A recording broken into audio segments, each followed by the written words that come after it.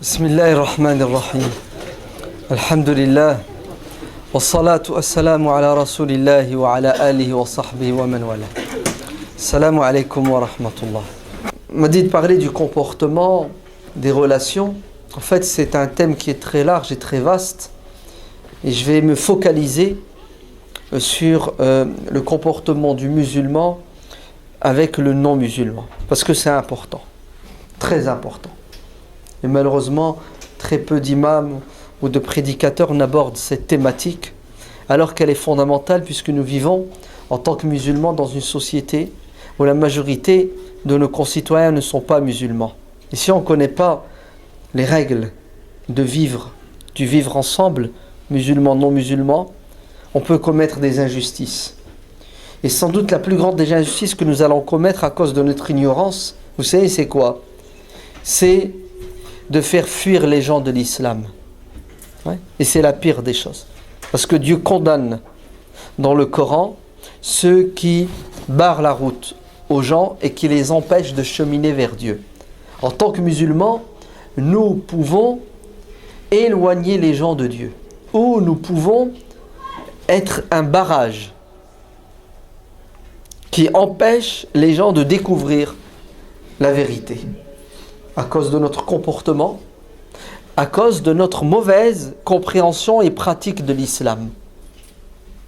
Le prophète sallallahu alayhi wa sallam a dit un jour à certains de ses compagnons, vous êtes, donc il parle à ces compagnons-là, une minorité toujours, munaffirun, vous êtes des gens qui faites fuir les autres.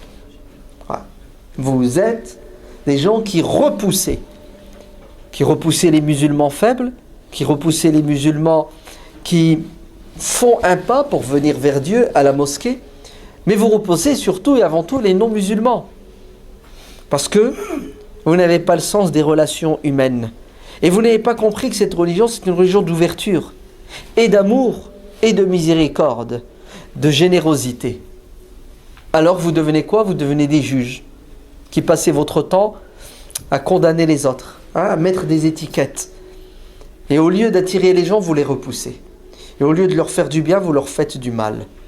Et vous serez jugés et condamnés. Vous vous rendez compte? Regardez. Un homme arrive à Médine avec une mauvaise intention. Il veut assassiner le prophète, sallallahu alayhi wa sallam. Oui, il veut assassiner le prophète. Il s'appelle Sumama ibn Athal. Il est arrêté. Le prophète, sallallahu alayhi wa sallam, discute avec lui. Il lui présente l'islam. Il a espoir qu'il va se repentir. Et Sumama refuse. Alors il est fait prisonnier. Et le prophète, alayhi salam, insiste pour qu'il reste dans la mosquée. Prisonnier dans la mosquée. Vous entendez? C'est un non-musulman. C'est un ennemi. C'est pas un ami. Il n'est pas entré à la mosquée en tant qu'ami pour le dialogue.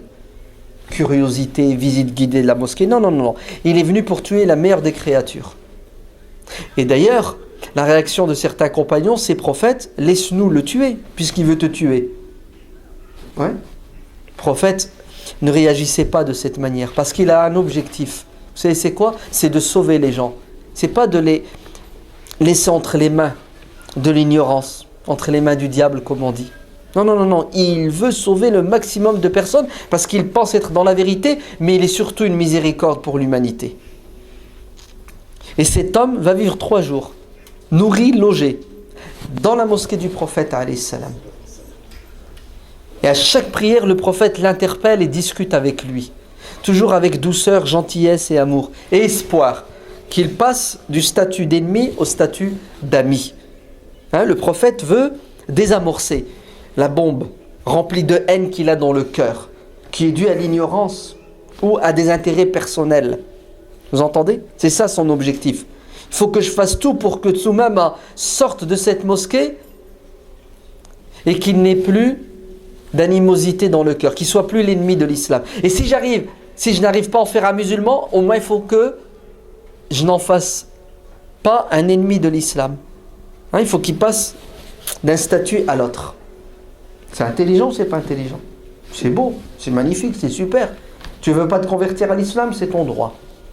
Dieu t'a créé libre. Il t'a donné le droit de le nier, de le renier, même de l'insulter. Bien sûr. Sinon, il t'aurait empêché. Et en plus, il te nourrit. Vrai ou faux? Il te donne à boire. Il te donne la vie. Il te donne mille et un plaisirs. Alors, plus généreux, plus gentil, plus doux que Dieu, il n'y a pas. Vrai ou faux? Et nous devons être à l'image de Dieu. Ah ouais, nous ne sommes pas des inquisiteurs, des juges, des bourreaux. Nous n'avons pas le droit d'être des monstres. Parce que ce n'est pas notre Dieu. Hein? Notre Dieu, ce n'est pas un Dieu de la guerre. Un Dieu de la haine. C'est faux. Sabaqat, rahmati quoi? Ghadabi. C'est un Dieu d'amour et de miséricorde. Le courroux, la colère, la punition, c'est l'exception chez Dieu. Oui. 99 miséricordes. Dieu réserve pour ses créatures le jour de la résurrection. Et sur terre, une miséricorde qui permet justement à ce qu'il y ait autant de bonheur sur terre. Ne vous trompez pas. La preuve, quel est le nom de Dieu qui revient le plus dans le Coran? Quel est l'attribut de Dieu qui revient sans arrêt dans le Coran? Ar-Rahman, Ar-Rahim. Et c'est fait exprès. Vous vous rendez compte? Ar-Rahman, Ar-Rahim sans arrêt. Avant que tu ne commences une sourate, tu dis quoi? A'udhu billahi minash shaitanir rajim. Voilà ton vrai ennemi. Ouais. Et secondo, je commence, c'est-à-dire je vais me rapprocher de Dieu à travers la lecture de sa parole en ayant à l'esprit que Dieu est miséricordieux, donc sa parole est une miséricorde. Donc l'objectif de la lecture du Coran, c'est de faire de toi quoi? Quelqu'un de miséricordieux ou quelqu'un d'odieux? Choisis. Alors, odieux ou miséricordieux? Miséricordieux. C'est pour ça que je ne comprends pas des gens qui lisent le Coran et une fois qu'ils l'ont lu, ils sont pleins de haine. Le Coran devrait quoi? Les apaiser et justement les aider à évoluer dans la miséricorde. Je ne comprends pas ces gens qui, au nom du prophète, au nom de l'amour du prophète, au nom de l'application de la sunna ou au nom du modèle prophétique, sont pleins de haine et dégagent de la méchanceté. Alors que le prophète lui-même, il est quoi? Rahmatan, il est une miséricorde. Donc, Dieu est miséricordieux, le prophète est une miséricorde, donc sa religion est miséricordieuse. Mais subhanallah, quand tu entends ou tu vois ou tu regardes les discours, les paroles, les comportements, les écrits de certains musulmans, c'est carrément contraire. Ah oui. Il y a des gens qui se rapprochent de Dieu en détestant, ouais, en ayant de la haine. C'est pas logique, c'est pas normal. Alors, Soumama, moi prophète, je vais tout faire pour qu'il sorte de cette mosquée et qu'il n'ait plus de la haine. Si je n'arrive pas à le convertir. Et qu'est-ce que ça va me coûter? Ça va me coûter du temps, c'est ça? Ça va me coûter de l'argent, de la nourriture, de la patience. Ouais. Ça va déplaire à certains musulmans, ouais, qui ne comprennent pas pourquoi cet homme, ouais, qui est venu tuer le prophète, il est nourri par la communauté, par le prophète.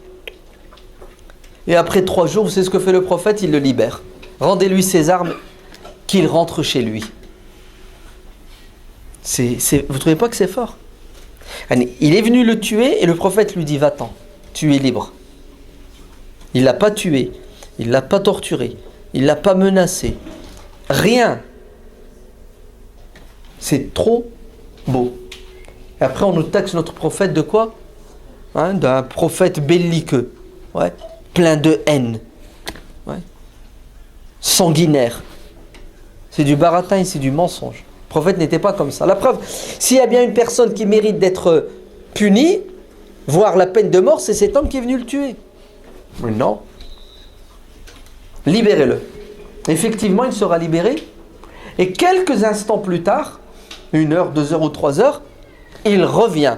Mais il n'est plus le même. Vous savez pourquoi il n'est plus le même? C'est normal, il est resté 3 jours avec les musulmans. Il a été nourri 3 jours. Il a été abreuvé 3 jours. Il a dialogué 3 jours. Il est entré dans la communauté. Pendant 3 jours, il était en immersion dans la communauté. Est-ce que ça a eu un impact sur lui? Bien sûr que c'est... Tous les êtres humains sont sensibles. Comme ils sont sensibles au bien, ils sont sensibles au mal. Tous les êtres humains sont capables de changer.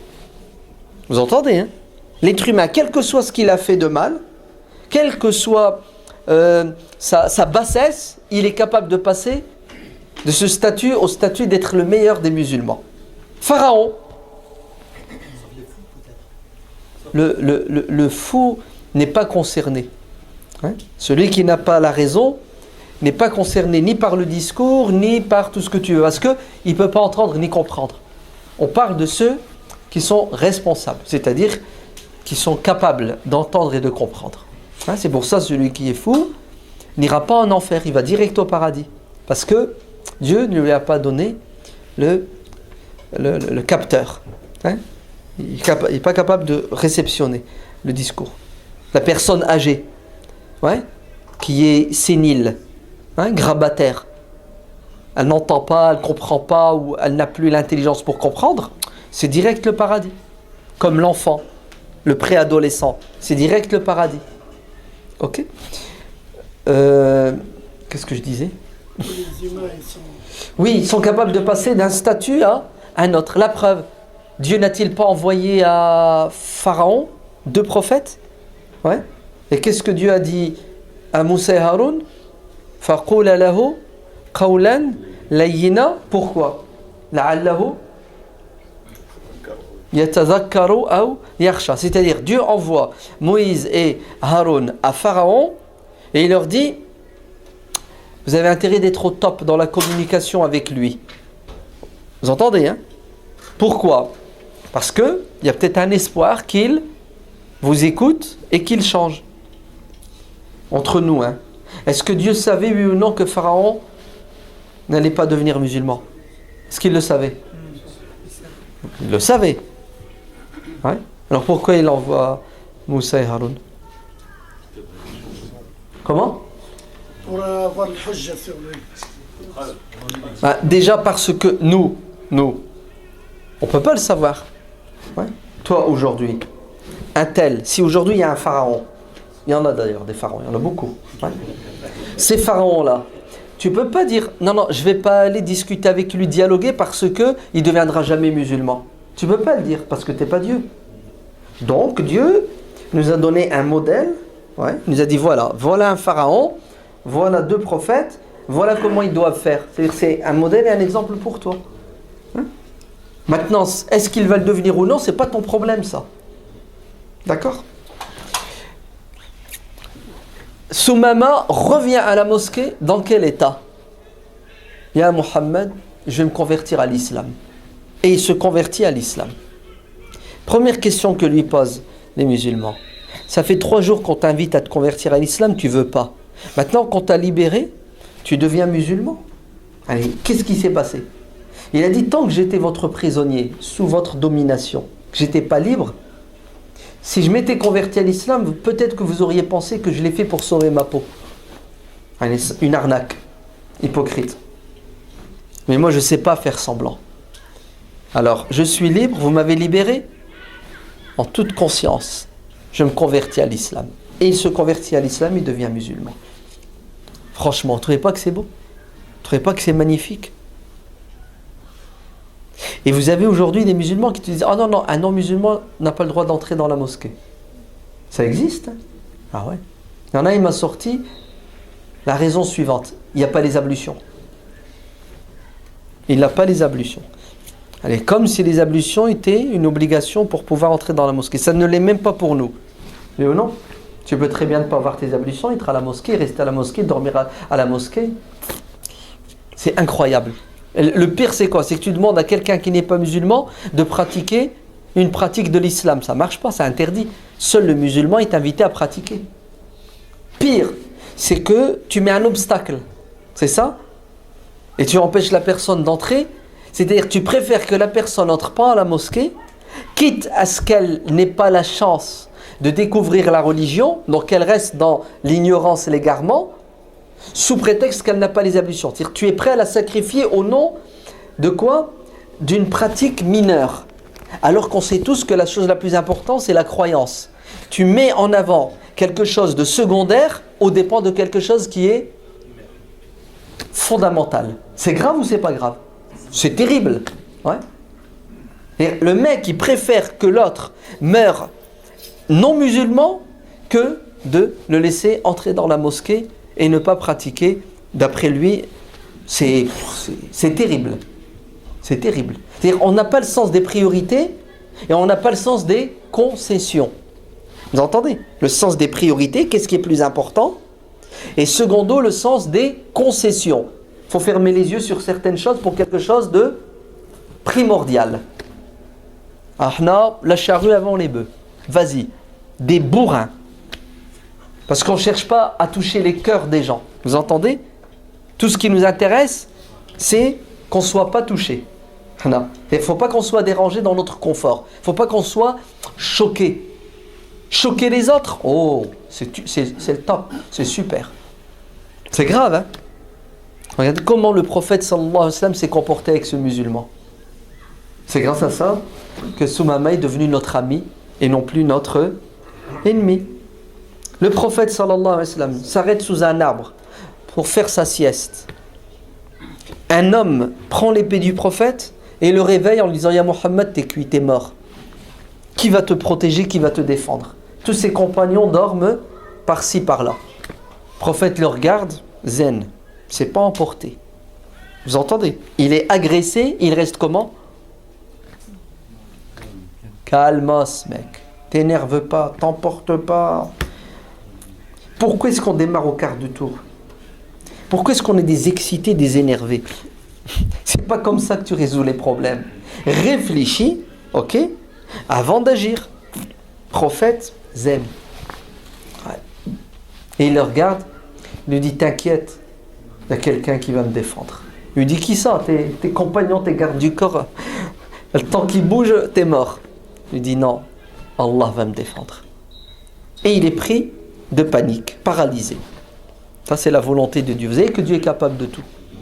Ouais. Ah non, on l'oublie. Hein. On croit que les choses vont changer uniquement grâce à notre effort. C'est faux. Les choses vont changer grâce à ton intention, grâce à ton intelligence, grâce à tes efforts et la volonté de Dieu. Et Dieu veut quand il veut, pas quand toi tu veux. Ouais.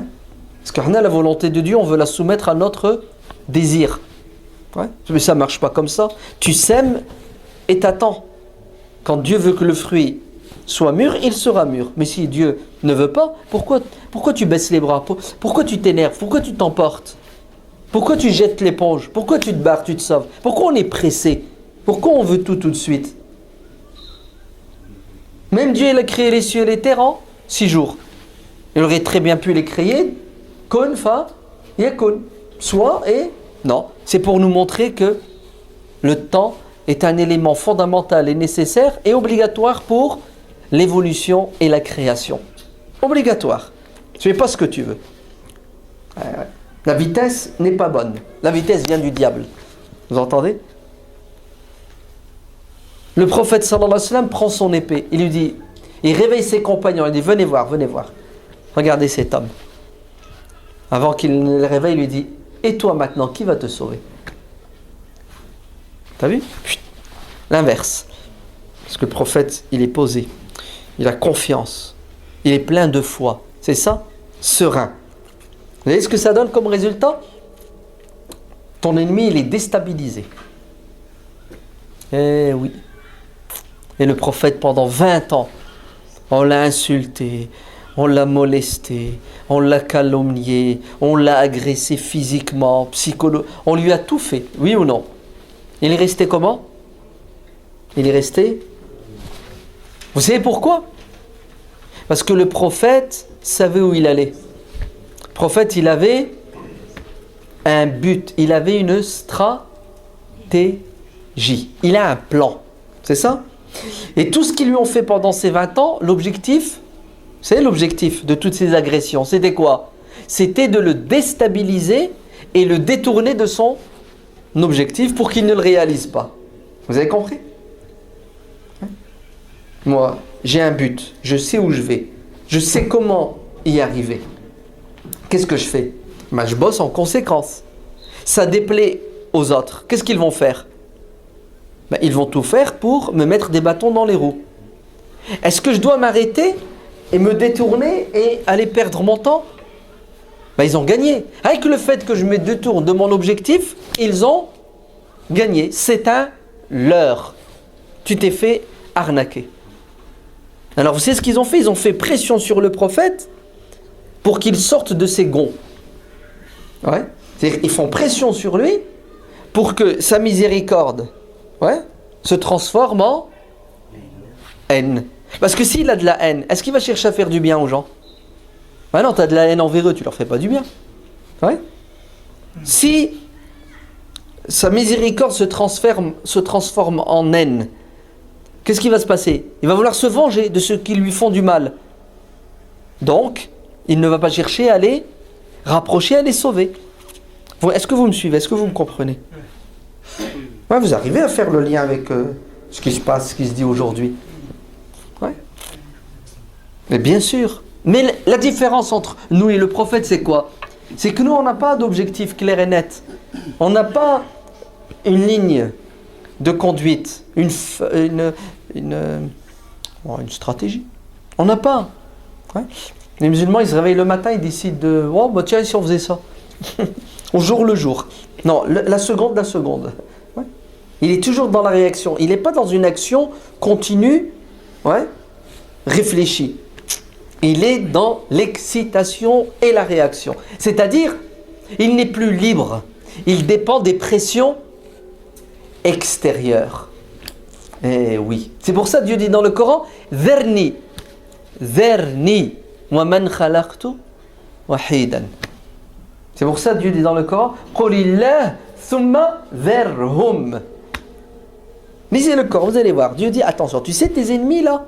Oh, ne te préoccupe pas d'eux plus qu'il ne faut. Parce qu'ils vont t'handicaper, ils vont te freiner, ils vont te déstabiliser.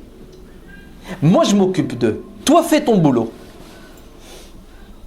Et c'est ce que Dieu dit à son prophète. Attention, attention, ne te trompe pas. Continue. Hein? Attention à la pression, elle est terrible. Alors, tu fais quoi, toi, maintenant? C'est moi qui ai l'épée dans la main. Tu es en posture de dominer, de faible. C'est ce qu'il lui a dit. Il lui a dit, ta miséricorde. Tu es quelqu'un de bien, ton pardon. Et le prophète, il l'a quoi? Il l'a tué. Il l'a insulté. Il lui a fait quoi? Il lui a rendu son arme et dit, va, rentre chez toi. Cet homme, à votre avis, quand il va rentrer chez lui, qu'est-ce qu'il va dire? Est-ce qu'il va dire c'est un terroriste? Ouais. Est-ce qu'il va insulter le prophète? Attendez, le mec il est mort normalement, hein, d'après les lois même terrestres et humaines. Et dans le meilleur des cas, il a perpétuité. Ouais.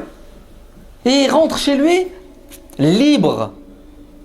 Ça dépasse l'entendement, oui ou non? Vous trouvez pas que c'est pas normal? Eh oui. Il est trop fort notre prophète, alayhi salam. Oui ou non? Il est trop beau. Ouais. Vous savez pourquoi? Parce que son objectif, c'est de sauver cette personne. Si le prophète l'avait exécuté, ouais, il serait où aujourd'hui? Il serait où? Oui, vous avez tout compris. Et lui, son objectif, c'est quoi? Est-ce de mettre les gens en enfer ou les sauver de l'enfer? Voilà, vous avez compris. Vous avez tout compris. Celui qui veut le bien aux gens, celui qui leur souhaite le bien, ouais, fait tout pour diriger les gens vers le chemin du bien. Et il est prêt à se sacrifier. Et il est prêt à prendre sur lui. Ouais. Celui qui n'en a rien à cirer, qu'est-ce qu'il fait? Il les condamne et il fait tout pour les éloigner. Consciemment ou inconsciemment. C'est impressionnant. Il y a un homme qui vient, il dit à Mohammed, donne-moi. Donne-moi. Et le prophète va lui donner des centaines. Vous savez de quoi? De moutons. Et combien un mouton? Combien? 200 euros? À peu près. L'Aïd 250. Quand c'est l'Aïd. Ouais. C'est ça? 250. Imaginez-vous 100 moutons. 1000 moutons. Le mec il n'est pas musulman. Hein. C'est impressionnant. Quelle générosité. Vous savez ce qu'il a fait? Il dit, oh super. Il devient musulman. Il rentre chez lui. Vous savez ce qu'il dit à son peuple? Convertissez-vous. Mohammed dit, super. T'es musulman, tu deviens riche. Oui. Attendez, je recommence. Est-ce que vous entendez? Le prophète, il vient de lui donner des milliers d'euros. Pour qu'il soit quoi? Waouh! Des milliers d'euros. Vous comprenez maintenant le hadith? Si quelqu'un devient musulman, c'est mieux que la terre et tout ce qu'il y a dedans. Non, on va le dire autrement. Si je dois donner toute ma richesse, tout ce que j'ai pour que quelqu'un devienne musulman, je le fais ou je le fais pas? Voilà, vous avez compris. Ouais. Attendez, il y a un homme, il s'appelle Safwan ibn Umayya. Il a combattu le prophète pendant 21 ans. Vous entendez, hein? Le prophète va lui emprunter des armes pour combattre les Hawazin et les Saqif. Une fois la bataille de Hunayn terminée, c'est ce que fait le prophète. Il lui donne des milliers de moutons. Allez, une colline entre deux montagnes, à perte de vue, des milliers de moutons. C'est ce qu'a fait le prophète. Il lui a donné. Il n'est pas musulman, hein, Safwan. Waouh! C'est impressionnant, mais il fait quoi? Vous savez qu'est-ce qu'il est en train de faire? Il est en train de tout faire pour gagner le cœur de Safwan. Et effectivement, Safwan va se convertir par la... Ah là là là là. On a un gros problème, vous ne trouvez pas? Même un sourire, on n'arrive pas à le donner, alors que c'est gratos. Non? C'est ce qu'il y a de moins cher, mais c'est ce qui ramène le plus, le cœur des gens. Ouais. Le musulman, il va croiser un non-musulman. Je crois qu'il va lui faire un sourire. Allah, il le regarde comme ça du coin de l'œil. Non? Avec méchanceté. Ouais. Ah non, mais c'est terrible notre comportement. Ah ouais. Hein. Mieux, tu sais quoi? Faut pas leur dire bonjour aux non-musulmans. Le prophète sallallahu alayhi wa sallam a dit, ne soyez pas les premiers à saluer. Comme ça. Il connaît que les hadiths qu'il veut, hein, qu'il arrange. En fait, qui vont dans le sens de sa nature belliqueuse, pleine de haine. Non, le prophète alayhi salam a dit, ton ennemi qui te combat, ok? Ah, tu vas pas lui sourire. Hein. Tu es au champ de bataille, tu es en conflit avec lui, il faut que tu lui montres que, attention, je suis bon mais pas... Très bien, bête. Ok. On est dans la mosquée, c'est ça? Ok. Ah ouais. Mais sinon, dans la vie de tous les jours, tu côtoies des gens qui ne sont pas tes ennemis, qui sont différents de toi, certes. D'ailleurs, au passage, toi aussi, tu es différent d'eux. Hein. Ouais. Si l'autre est différent de toi, c'est parce que toi, tu es différent de lui. Et ben, c'est à ce moment-là où tu dois exprimer toute ta bonté, toute ta gentillesse, toute ta miséricorde, comme le prophète alayhi salam l'a fait, hein, tout au long de sa vie. Asma, sa belle-sœur, la sœur de Aïcha, radiallahu anha, hein, la fille de Abu Bakr as-Siddiq. Elle vient, elle dit, ô messager de Dieu, il y a ma mère qui me rend visite, elle n'est pas musulmane. Est-ce que je l'accueille chez moi et je prends soin d'elle? Elle n'est pas musulmane, sa mère. Est-ce que je peux l'accueillir et prendre soin d'elle? Alors, qu'est-ce que le prophète alayhi salam lui a dit? Il a dit, ah non, attention. Ta bouffe, tu ne dois pas la donner à quelqu'un qui n'est pas musulman. C'est ça? Le hadith, c'est la tusahibillah mu'min wa la yakul ta'amaka. Ne sois l'ami que d'un croyant et ne doit manger ton repas que quelqu'un de pieux. C'est ça. Enfin, ce hadith, il l'aime bien. Le problème, c'est quoi? C'est que le prophète alayhi salam, il dit à Asma, fais rentrer ta mère chez toi, reçois-la bien, et en plus tu lui donnes. Elle veut de l'argent, de l'aide, tu lui donnes. On vient de voir l'exemple de Toumama qui est rentré dans la mosquée, le prophète lui a donné à boire et à manger. On a un gros problème. Hein. On sait plus, non. Je pense qu'on pioche, on prend ce qui nous arrive, même si le hadith il est faible, même si le hadith il est faux, ou même si le hadith est en contradiction avec un hadith plus authentique. C'est boum, allez, celui-là je le prends, il m'arrange. Ouais. Et quand le mec il a deux avis, un avis d'un savant qui dit la zakat, il ne faut pas la donner à un non-musulman, d'autres savants disent la zakat, tu peux la donner aux non-musulmans, ben, il va prendre l'avis qui interdit. Pourquoi? Parce que ça l'arrange, tout simplement. Il est prédisposé à quoi? À comprendre la religion pour qu'elle aille dans le sens de sa nature mauvaise qu'il ne veut pas changer en faisant un effort sur lui-même. Ouais. C'est un problème. Zayd ibn Su'nata, un rabbin parmi les rabbins de Médine. Il veut tester le prophète sallallahu alayhi wa sallam. Est-il véritablement un messager de Dieu ou un imposteur? D'après les textes qu'il a, le dernier des messagers a des qualités. Parmi ces qualités, plus tu l'excites, moins il s'excite. Plus tu l'insultes, plus il est doux et gentil. D'accord? Il ne rend pas le mal par le mal, mais le mal par le bien. Il veut voir si effectivement cet homme qui se prétend prophète correspond à la description qu'il a du dernier des prophètes. Il tape l'incruste. Vous avez vu comment le prophète alayhi salam vivait, échangeait avec les non-musulmans. Il commerçait avec eux.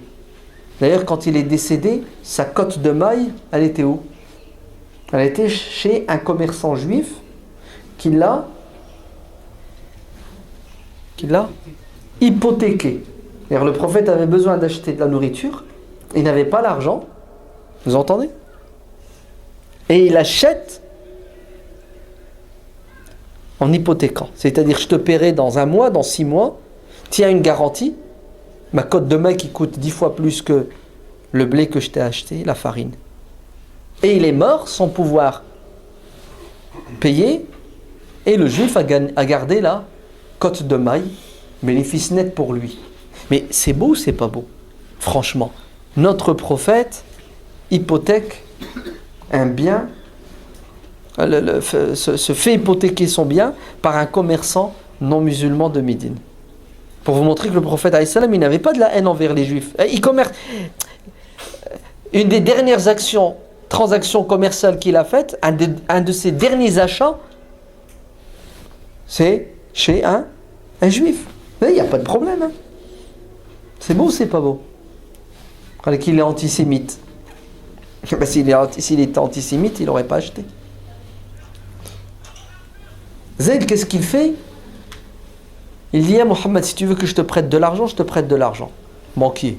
Ouais. Le prophète lui dit oui, bienvenue. Très bien.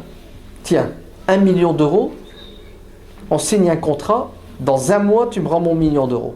Dans 1 mois tu as ton argent. 2 jours, 3 jours avant la fin du mois, Zayd agresse le prophète sallallahu alayhi wa sallam, verbalement et physiquement. À la sortie de la mosquée, il attrape le prophète par sa cape, il le tire, il lui dit « Ya Muhammad, rends-moi mon fric. Vous êtes tous des voleurs, vous, les fils de Abd al-Muttalib. » oui, devant tout le monde, en public. Alors qu'il reste encore 3 jours. Bien entendu, les compagnons qui sont là ne supportent pas ce manque de respect et même cette agression. Alors moi, lui dit prophète, laisse-moi lui trancher la tête. Laisse-moi lui trancher la tête, c'est trop ça. Attends. Le prophète lui dit non, ya Omar, non, on va régler le problème autrement. Pourquoi tu veux régler le problème avec de la violence? Mais oui. Et pourtant, c'est lui qui a commencé. Hein. C'est ce que dit le prophète à Omar. Ya Omar, j'aurais souhaité que tu l'interpelles en lui disant de faire sa demande de manière plus Et oui. Et de me dire à moi de lui rendre son argent. Voilà, tu aurais dû intervenir en essayant d'apporter une solution à l'amiable. Très bien, tu veux ton fric? Tu l'auras. Et Omar, prends-le avec toi, mets-le au trésor public et tu lui rends ses dates, tu lui rends son fric et tu lui rajouteras un peu plus parce que tu lui as fait peur. Waouh! Vous vous rendez compte? Et tu lui rends 1 million d'euros plus 10 000 euros. Pourquoi? Parce que tu lui as fait peur. Franchement, c'est beau, c'est pas beau? C'est puissant quand même. Omar prend Zayd. Vous remarquez, il y a 5 minutes, il voulait le tuer. Hein. Et maintenant, il le prend, il l'emmène. Et il part, il discute avec lui. Pourquoi? Parce que les compagnons étaient comme ça. Ils sont des êtres humains, ils ont des réactions. Mais quand le prophète dit quelque chose, subhanallah, on dirait qu'ils appuyaient sur un bouton et tout se transformait en eux. Et quand ils arrivent au trésor public, vous savez ce qu'il lui dit, Zayd? Il lui dit, non, tout ça c'était du cinéma. Je voulais le piéger, le tester. Parce que, voilà ce que dit notre livre sur le dernier des messagers. Et j'atteste qu'il est le prophète. Et il s'est converti à l'islam. Franchement, heureusement que Omar ne l'a pas tué déjà. C'est ça? Heureusement que le prophète a interdit à Omar de le tuer. Heureusement que le prophète a gardé son sang-froid et il a réagi de cette manière. Sinon, il serait mort non musulman. C'est beau, c'est pas beau? C'est beau, hein? C'est magnifique. Abu Sufyan, ça vous dit quelque chose? Après la bataille de Badr, c'est lui qui devient le chef de la Mecque. Non, pardon, c'est lui qui devient l'ennemi numéro 1 du prophète. Eh oui. Et vous savez très bien ce qu'il a fait à Uhud. Et vous savez très bien ce que sa femme a fait à Hamza. Abu Sufyan va venir de la Mecque à Médine. Écoutez bien, durant la période de la trêve d'Al-Hudaybiya, en l'année 7 de l'Hégire. Supplier le prophète, écoutez bien, il vient à Médine. C'est l'ennemi du prophète. Il a un passif de criminel de guerre. Il vient à Médine. Pour faire quoi, à votre avis? On est en période de trêve. Les hostilités ont fait une pause. Vous savez ce qu'il vient faire à Médine? Il vient demander de l'aide au prophète alayhi salam, en lui disant: Ya Muhammad, sauve tes frères, tes cousins, les Mécois, ton peuple. On crève de faim. C'est la sécheresse. Il n'y a plus rien à boire, plus rien à manger. Si tu ne nous aides pas, on est mort. Waouh! Question. Pourquoi Abu Sufyan n'est pas parti voir ses potes, d'autres personnes? Non, il va voir son ennemi. C'est incroyable. Ce qui prouve que, pour Abu Sufyan, et d'ailleurs pour tous les non-musulmans de l'époque, qui combattaient le prophète et qui ne le combattaient pas, ça prouve qu'il savait très bien qui il était. Connaissait très bien ses nobles caractères. Vous voulez la preuve? Dieu dit dans le Coran: فَإِنَّهُمْ لَا يُكَذِّبُونَكَ وَلَكِنَّ الظَّالِمِينَ بِآيَاتِ اللَّهِ يَجْحَدُونَ. Ce n'est pas toi qu'ils remettent en question. En fait, ils n'ont pas de problème avec ta personne, parce qu'ils savent très bien qui tu es. Ils te connaissent. Tu as vécu 40 ans avec eux, avant que tu annonces que tu es prophète. D'ailleurs, ils t'ont surnommé l'homme de confiance, le véridique. Non, tu étais dans le livre des Guinness. The best, le meilleur. Vrai ou faux? Ils le savent. Donc, ils n'avaient pas un problème avec la personne du prophète, mais ils avaient un problème avec quoi? La religion du prophète. Ayatullah. Parce qu'elle remettait en cause leurs avantages, leur statut social, leurs coutumes, leurs habitudes. Ils ne voulaient pas changer. C'est pour ça qu'Abu Sufyan vient frapper à la porte du prophète et lui dit: sauve-nous de la galère. Qu'est-ce que le prophète alayhi salam a fait à votre avis? Il s'est frotté les mains en disant: ouais, super, mes ennemis vont tous crever. Merci Seigneur. C'est ce qu'il a fait? Il a dit: pas de problème, je vous envoie à boire et à manger. Et le prophète fait une dua pour que Dieu les secours. Franchement, c'est pas trop puissant? C'est beau ou c'est pas beau? Et qui est Abu Sufyan et qui sont les Mécois? C'est ses ennemis. Et vous connaissez tous comment ça va se terminer. Quand il arrive à la Mecque, victorieux, qu'est-ce qu'il fait? Non, non, attendez. Avant qu'il entre dans la Mecque, il annonce. Et c'est passé dans toutes les radios de la Mecque et toutes les télés. Vous savez quoi? Toute personne qui ne prend pas les armes contre nous aura la vie sauve. Ouais. On n'est pas venu faire un massacre. Non, non, non, non. On est venu régler des problèmes politiques. Toute personne, vous entendez, hein, qui choisira d'être dans le camp de la paix sera en paix avec nous. On lui fera rien. Toute personne qui reste chez elle, qui ferme les portes de sa maison et les fenêtres, c'est-à-dire qui ne participe pas au combat contre nous, on ne fera pas d'intrusion chez lui pour voler sa vaisselle, violer sa femme, tuer son gosse. On n'est pas des sauvages. Ouais. On n'est pas venu faire la conquête, ouais, des corps. On est venu faire la conquête des cœurs. Toute personne qui se réfugiera dans l'enceinte de la Kaaba, l'enceinte sacrée, vous savez, waouh! Toute personne qui se réfugiera dans la maison d'Abu Sufyan, l'ennemi numéro 1, le grand là, ouais, c'est sain et sauf. Mais il reste qui alors? Il reste qui? Il reste les tarés. Les tarés qui veulent à tout prix verser du sang. Vous savez quelles sont les instructions que le prophète alayhi salam donne à ses généraux? Il a dit, on fait tout pour qu'il n'y ait pas une goutte de sang versée. Saad ibn Ubada, un Médinois, chef d'un bataillon, il prend l'étendard et il s'en va. Et vous savez ce qu'il dit? Al-yawm yawmul malhama. Aujourd'hui, c'est un jour de quoi? De guerre. Aujourd'hui, c'est un jour de vengeance. Aujourd'hui, les Mécois vont payer. Il y a un compagnon qui l'a entendu. Il est parti le balancer au prophète alayhi salam. Il a dit, Ya Rasulallah, vite, réagis avant qu'il ne soit trop tard. Voilà ce que Saad vient de dire.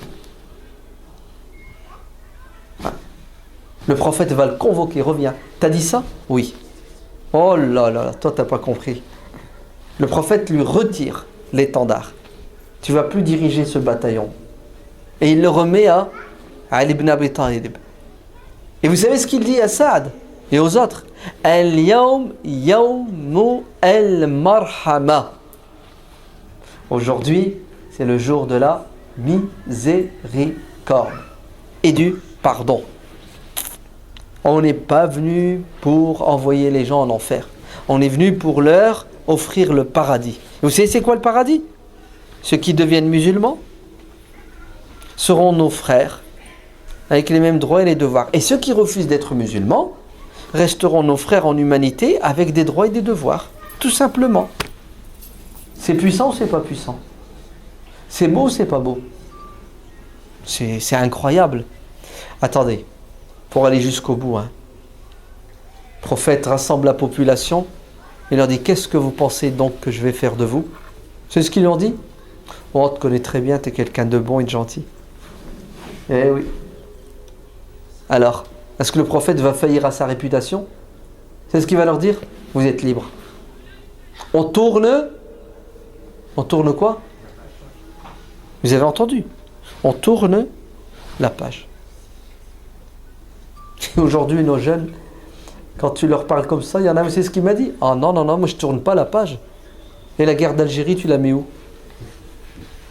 Il n'a pas fait, hein, la guerre d'Algérie. Et le mec qui est né il y a 20 ans, il y a 30 ans. Ouais, mais mon père il m'a dit, mon père il m'a fait. Ouais. On continue à vivre dans la guerre d'Algérie. Tu fais la guerre au quotidien. Vrai ou faux? La guerre, tu l'as fait au quotidien. Regardez comment le prophète a réglé le problème du passé douloureux. Il l'a réglé comment? Tu ne vas pas ressusciter les morts, hein? T'entends? Laisse, Dieu jugera les gens. Toi, ton travail sur terre, c'est de rapprocher les gens de la justice. Ah, se sont plantés. Bref, dis ce que tu veux. La solution, c'est quoi? C'est, allez, on passe à autre chose. On doit vivre ensemble, dans la paix, hein? C'est puissant ou c'est pas puissant? Non? Qu'est-ce que vous en pensez? C'est beau?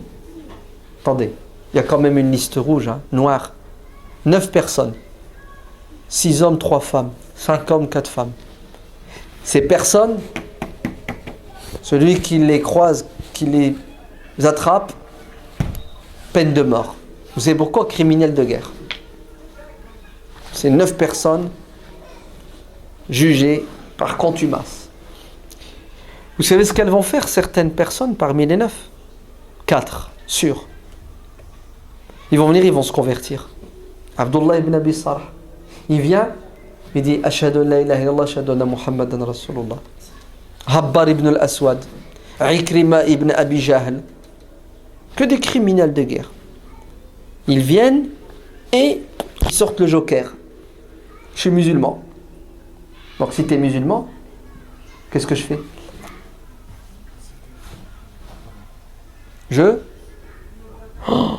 C'est incroyable.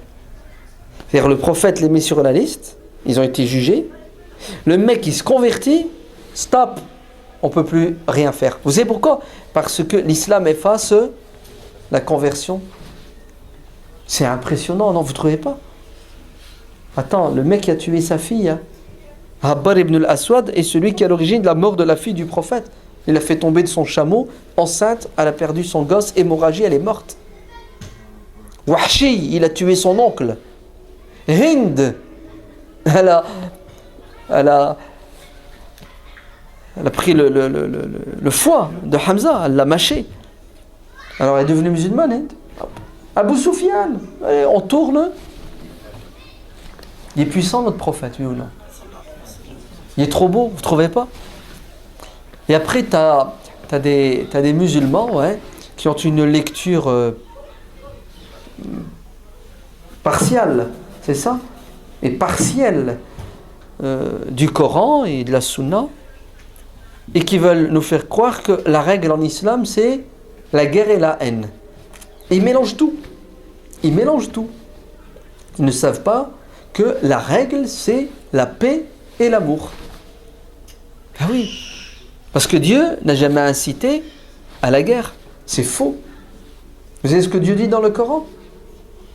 فَقَاتِلُوا الَّذِينَ يُقَاتِلُونَكُمْ. Combattez ceux qui vous combattent. Donc ça veut dire quoi? Ceux qui ne vous combattent pas, vous ne les combattez pas. Voilà. Si la règle en islam c'était de combattre, de tuer les gens, Dieu aurait dit combattez ceux qui ne sont pas musulmans. Combattez tous ceux qui ne sont pas musulmans. Non. Dieu dit la guerre, c'est quand quelqu'un vous fait la guerre. Mais toi, tu n'as pas à commencer la guerre. Tu n'as pas. D'ailleurs, le prophète alayhi salam n'a jamais commencé la guerre. C'est pas lui qui a déclenché les hostilités. Ah oui, c'est une vérité. Pour les musulmans et les non-musulmans. Comment? Si quelqu'un me fait la guerre, moi en tant qu'individu, on va faire la distinction. Ouais? On va faire la distinction entre une entité politique musulmane, souveraine et indépendante. On appelle ça un pays musulman, qui se fait agresser. Qu'est-ce que fait le pays, en l'occurrence? Ah oui, qu'il soit musulman ou pas musulman, tout pays qui se fait attaquer, D'ailleurs, tous les pays sur Terre ont une armée, sauf la Suisse, c'est ça? Non? Tous les pays sur Terre ont une armée. À quoi elle sert l'armée? À protéger les frontières contre un ennemi extérieur. On est d'accord? Donc ça, c'est la loi. Maintenant, en tant qu'individu, quand tu es agressé, ouais, qu'est-ce que tu fais? Tu te défends. Mais on va entrer dans les détails si vous voulez. Vous êtes prêts? Parfois, quand tu es agressé, tu ne te défends pas. Oui, le prophète sallallahu alayhi wa sallam dit, quand les musulmans s'entre-disputent, s'entre-déchirent et se font la guerre, la solution, la meilleure, c'est de ranger son arme. Même si ton frère entre chez toi, dans ta demeure, et cherche à te tuer, sois le frère, le fils de Adam qui s'est fait tuer. Ouais. C'est ce que disent les hadiths. Vous savez pourquoi? Parce que si il y a ce qu'on appelle la fitna, et les musulmans prennent les armes, ouais, tu tues, tu te fais tuer, etc., c'est un cercle vicieux. Ouais? T'es rentré, t'as tué ma femme. Je vais faire quoi? Je vais te tuer. Ben, ton frère va me tuer. Mais mon frère, qu'est-ce qu'il va faire? Il va te tuer. Et on s'arrêtera plus. C'est fini. La meilleure des solutions, c'est d'arrêter le sang. Mais bien sûr, il y a un prix. C'est lequel le prix? Ben, il y a certains qui vont y passer. Mais au moins le sang arrêtera de couler. Voilà. C'est ça la philosophie de l'islam entre musulmans. Maintenant, si entre musulmans, il y a deux entités, une politique et une seconde, écoutez bien, une seconde entité politique, qui ne veut pas reconnaître l'autorité. On appelle ça al-bari, al-bourat. Là, l'autorité légale, légitime, qu'est-ce qu'elle doit faire? Elle doit s'imposer. Et si elle n'a d'autre solution si ce n'est que la violence physique, elle le fait. فَقَاتِلُوا الَّتِي تَبْغِي حَتَّى تَفِيَ إِلَى أَمْرِ اللَّهِ. D'accord? Donc, si tu mets une gifle à la joue gauche, je ne te tends pas ma joue droite. Sauf si je n'ai pas le choix. Ouais. Tu me mets une droite. Ouais. Tu es trop fort, tu es trop balèze. Ben, je ne vais pas chercher à t'en mettre une si je sais que si je t'en mets une, tu vas m'en mettre 10. C'est ce que je vais faire. Je vais encaisser le coup. Ouais. Je vais à l'intérieur bouillir. Ouais. Mais je vais faire le dos rond. Je vais laisser la tempête passer. Parce que je n'ai pas les moyens de répondre à une injustice par une justice qui va mettre fin à l'injustice. Si c'est pour condamner et combattre le mal et ça empire, c'est de la folie. Tu n'as pas le droit d'ailleurs. Le munkar, pour le condamner, le combattre et le faire disparaître, il faut que tu sois sûr, hein, à 99%, que tu vas atteindre ton objectif. Si tu n'as pas les moyens et tu penses que tu n'y arriveras pas, stop, tu fais rien. Tu attends d'avoir la capacité et les moyens. Car si tu ne réussis pas, tu vas aggraver la situation. Ça va donner un munkar pire. C'est des règles. Ça nécessite peut-être une conférence. Donc, qu'est-ce que font ces criminels? Joker, je suis musulman. Comme c'est arrivé au champ de bataille, lorsque Oussama ibn Zayd, ouais, lève son épée pour tuer celui qui voulait le tuer. Et qu'est-ce qu'a fait cet homme? Il a dit La ilaha illallah Muhammad Rasulullah. Zayd l'a tué. Hein. Al-Mughira ibn Shu'ba fait la même chose. Puis après, ils vont raconter au prophète. Prophète, tu sais, au champ de bataille tout à l'heure, il y en a un, il voulait me tuer, j'ai réussi à le tuer, mais avant que je le tue, il a voulu m'arnaquer. Ouais. Il a dit La ilaha illallah, il pensait qu'il allait me la faire à l'envers. Ça m'a pensé que j'allais le croire. Tu sais, il me prend pour un imbécile. Ouais, il croit que... Ouais. Je sais très bien qu'il l'a dit uniquement pour sauver sa peau. C'est ce que le prophète lui a dit. Tu l'as tué alors qu'il a levé le drapeau blanc. Ouais, c'est ça que ça veut dire. La ilaha illallah Muhammad Rasulullah. Je suis plus ton ennemi, je veux plus ta peau. C'est le drapeau blanc. Prophète, c'est un traître, c'est un hypocrite. Il n'est pas sincère. Ah bon? Comment tu sais qu'il n'est pas sincère? T'as fouiné dans les tréfonds de son cœur. Tu l'as tué alors qu'il a dit la ilaha illallah 3 fois. Si bien qu'Oussama dit oh là là, j'aurais souhaité n'avoir pas été musulman ce jour-là pour me convertir à l'islam afin que Dieu m'efface et me pardonne. Il y a un homme qui vient qui dit Rasulallah, je suis au champ de bataille. duel avec un mec.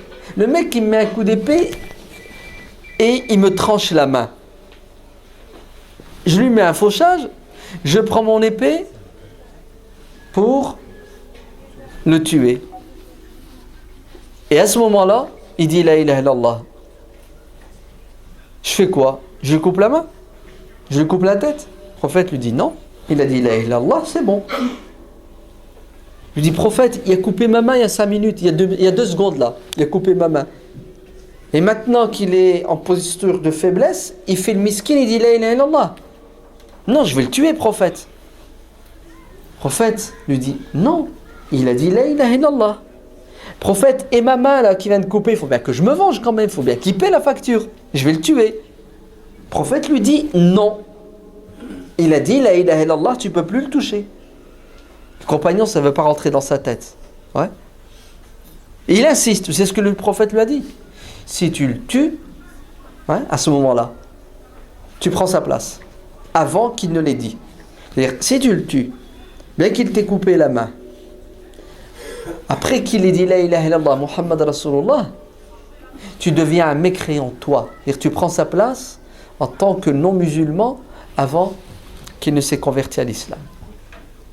C'est puissant ou c'est pas puissant? C'est... Waouh! Il y a des musulmans, ils disent non, je ne suis pas d'accord. Là. Hadith n'est pas sahih. Et il ne lui plaît pas, il ne veut pas rentrer dans sa case. Hadith sahih. 10 000%. Et c'est ça la philosophie de l'islam. Vous entendez? Wa huwa alladhi kaffa quoi? Aydiyakum anhum wa aydiyahum ankum. C'est ce que ça veut dire. Ça veut dire au moment du pacte de l'Hudaybiyah, il y a un groupe de Mécois qui ont essayé d'attaquer les musulmans en traîtres. Par la grandeur et la puissance et la volonté de Dieu, il n'y a pas eu de conflit. C'est ce que Dieu dit dans le Coran. Et par la grâce de Dieu, il n'y a pas eu de bataille entre vous. C'est-à-dire, c'est quoi? Qu'est-ce que Dieu veut? Dieu veut qu'il y ait une bataille ou qu'il n'y ait pas de bataille? Kafa. C'est Dieu qui vous a retenus et il les a retenus. C'est beau, c'est pas beau? Asallahu an yaj'ala bainakum wa bayna alladhina aadaytum minhum quoi? Ouais, c'est bien. Regardez l'objectif. Dieu veut qu'il y ait entre vous et vos ennemis quoi? De la haine et de l'hostilité en continu? Non. Dieu veut que cette haine et cette hostilité soient remplacées par mawadda. Que veut dire mawadda? L'affection. Waouh! Donne un autre mot. Affection. Donne un autre mot. Miséricorde. Oui, tout simplement. L'amour. Vous avez entendu? Attends. T'es en train de me dire que mes ennemis, là, ouais, Dieu, il me dit de ne pas les buter, d'éviter la guerre. Et après, il me dit, si tu peux tout faire pour qu'il y ait entre toi et eux de l'amour, c'est ça mon but, c'est ça mon souhait, moi Dieu. Attends, Yallah, tu me demandes d'aimer des... Oui, c'est bien. Tu me demandes d'aimer des... Vous dites des mécréants, c'est ça? Ouais. Des ex-ennemis. Non? Ben oui, c'est ce que le Coran dit. D'aimer des non-musulmans. Il y en a, il me dit, ah non, là tu vas trop loin, là. Attends. Quoi, je peux aimer quelqu'un qui n'est pas musulman? Non, c'est impossible. Impossible. Dieu dit dans le Coran, La tajidu qawman yu'minuna billahi wal yawmil akhiri yuwadduna man hadda Allah wa rasulahu walau kanu aba'ahum aw abna'ahum aw ikhwanahum aw ashiratahum. Ajib. Le verset veut dire les véritables croyants, ouais, ne peuvent pas aimer, ne peuvent pas avoir d'amour, de sympathie envers qui? Envers eux, Ceux qui ne sont pas musulmans, fussent-ils leur père, leur frère, c'est ça? Leur cousin. Ça, c'est une traduction erronée, fausse. Vous entendez? Je vais vous traduire le verset.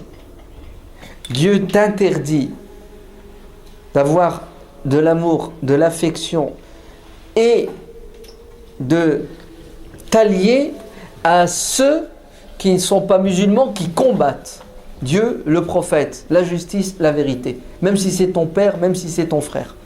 Voilà. C'est ça qui est interdit. La preuve, le contraire. Je viens de vous le dire. Qu'est-ce que Dieu veut? Dieu veut désamorcer la bombe. Dieu veut de toi, le musulman, que tu fasses tout pour que, avec cette personne, il y ait une autre relation. La preuve, regardez ce que dit l'autre verset du Coran. Il dit Innaka la tahdi man ahbabta walakinna Allaha yahdi man yasha. C'est ce que ça veut dire? Ça veut dire tu n'as pas les moyens de faire de quelqu'un qui n'est pas musulman un musulman, bien que tu l'aimes. Ton père n'est pas musulman, tu l'aimes. Tu l'aimes ou tu l'aimes pas ton père qui n'est pas musulman? Attends, il n'est pas musulman, tu n'as pas le droit de l'aimer. Ouais. Vous avez vu la bêtise? Ta mère, là, elle n'est pas musulmane, tu l'aimes ou tu l'aimes pas? Elle n'est pas musulmane et tu l'aimes. Alhamdoulilah, comment tu fais? C'est haram. Non, le mieux c'est pas ça, c'est ta femme, c'est ta meuf. Ouais. Elle est chrétienne, c'est ça? Elle est juive, elle n'est pas musulmane. Ah non, tu peux pas aimer quelqu'un qui n'est pas musulman. Mais je fais quoi alors avec cette meuf? Allez, c'est ma femme, je vis avec elle, c'est ça? Je partage avec elle tout. Ah, cher époux, je peux pas t'aimer. T'es pas ma chérie. Allez, vous comprenez le... C'est bizarre hein, quand même. Est-ce que le prophète aimait son oncle Abu Talib, oui ou non? Ah oui, il l'aimait. Hein. À la folie. C'est Dieu qui le dit. Man ahbabta. C'est pas parce que tu aimes ton oncle Abu Talib et que tu lui veux du bien que tu as la possibilité de le forcer à devenir musulman. S'il ne veut pas être musulman, qu'est-ce que tu fais? Tu le détestes? Non. Tu le laisses libre. Eh oui. Libre de ne pas être musulman. Parce qu'il n'y en a qu'un qui a la possibilité de forcer quelqu'un à se convertir, c'est Dieu. Et Dieu ne le fait pas. Toi-même, si tu veux, tu ne peux pas. Donc ne vous trompez pas. Allah barik fikum. L'objectif de l'islam, c'est de répandre l'amour et la miséricorde. C'est de faire tout pour qu'il y ait entre les êtres humains des relations saines. Pas malsaines. Mais il faut d'abord que tu penses du bien de l'autre. Non, on confond tout et on mélange tout. Wallah, on confond tout et on mélange tout. Ouais. Et on pense du mal. L'autre, on ne le connaît même pas, on pense du mal de lui. Ah ouais, c'est incroyable. Ah non, moi, je vais pas voter. Pourquoi? Parce qu'il n'est pas musulman. Regardez, comme si ne pas être musulman était synonyme de il est mauvais, il est injuste, etc., etc. Et comme si on avait le monopole, nous, musulmans, de quoi? Du bien, de la justice. Et un non-musulman ne peut pas faire du bien. Abu Talib n'a pas fait de bien. Ouais. Abu Talib, ouais. Toute sa vie, il s'est sacrifié pour le prophète. Il a défendu l'islam. Non. Abu Talib n'a pas fait de bien. Ajib, c'est incroyable. Comment il s'appelle? Al-Mut'im ibn Adi. Ouais. Il n'a pas fait de bien.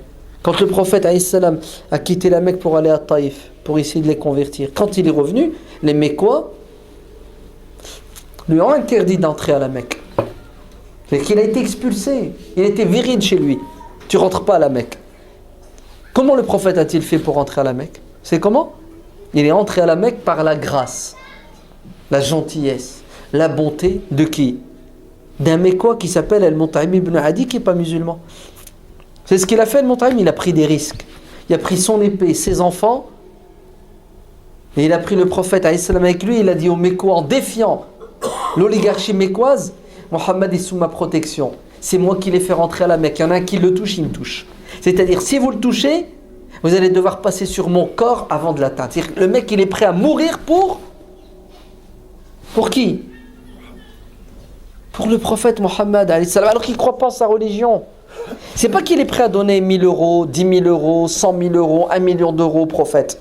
Il est prêt à donner sa vie et celle de ses gosses.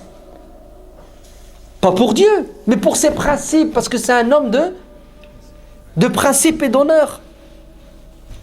C'est beau ou c'est pas beau? C'est puissant ou c'est pas puissant? Est-ce que le prophète, il a tenu compte de ce geste, oui ou non? Le prophète, il a pris ce qu'il avait de bien, ensuite il l'a craché au visage. Il n'est pas comme ça, le prophète. C'est quelqu'un de fidèle, de loyal. Des années plus tard, c'est ce que dira le prophète. Si Al-Mut'im ibn Adi était vivant aujourd'hui, il était mort. Mort non musulman. Si aujourd'hui, là, juste après la bataille de Badr, Al-Mut'im ibn Adi vient et il me demande de libérer ces prisonniers qui sont venus me faire la guerre, là. Ces 70 prisonniers, il me demande, je les libère. Je perds des millions d'euros, mais je les libère. Vous savez pourquoi? Il m'a fait du bien, je l'ai fait. Regardez, la reconnaissance, la gratitude. C'est beau ou c'est pas beau? C'est puissant quand même, c'est magnifique. Eh oui. Et malheureusement, aujourd'hui, beaucoup de musulmans ont des œillères. Parce qu'ils n'ont pas compris le sens profond de cette religion et son objectif noble. Son objectif noble, c'est quoi? C'est qu'il y ait de la justice sur terre, de la miséricorde, de la fraternité humaine, etc., etc. On peut continuer comme ça, longtemps, avec des dizaines, des centaines d'exemples. Mais il faut bien s'arrêter, non? Qu'est-ce que tu en penses? Ça suffit?